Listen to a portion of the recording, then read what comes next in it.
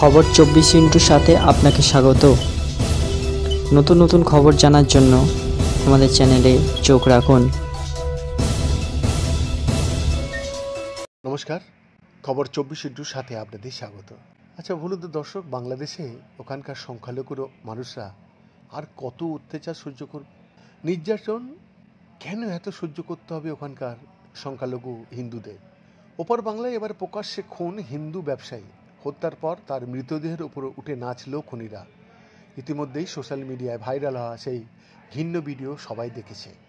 এ বিষয়ে জানা গিয়েছে, বাংলাদেশের রাজধানী ঢাকার বাসিন্দা ছিলেন লালচাঁদ সোহাগ। তিনি ভাঙাচোরা জিনিসপত্র অর্থাৎ স্ক্র্যাপের ব্যবসায়ী ছিলেন। গত বুধবার মিটফোর্ড হাসপাতালের সামনে তাকে নৃশংসভাবে খুন করা হয়। প্রথমে তাকে মারধর করা হয়, তারপর ইট পাথর দিয়ে থেঁতলে খুন করা হয় তাকে। খুনের পর অভিযুক্তরা তার দেহের ওপরে উঠে নাচানাচিও করে। নৃশংস খুনের ভিডিও ভাইরাল হতেই দেশে ক্ষোভ ছড়িয়ে পড়ে। শনিবার কয়েকশো পড়ুয়া রাস্তায় নেমে বিক্ষোভ দেখায় এবং মোহাম্মদ ইউনূসের অন্তর্বর্তী সরকারের তীব্র সমালোচনা করে। সুষ্ঠু বিচারের দাবিতে লালচাঁদের বোন পুলিশে অভিযোগ জানান।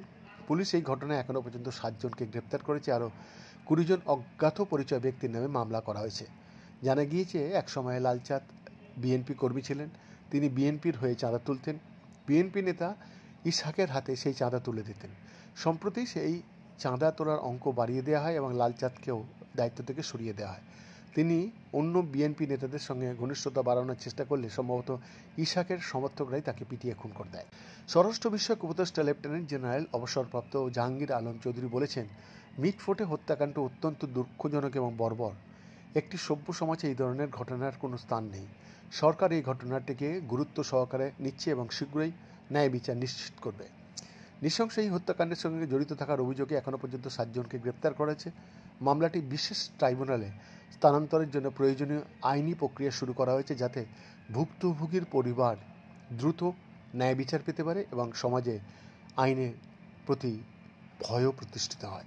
বৈদ্যনাথ দাসের রিপোর্ট, খবর 24।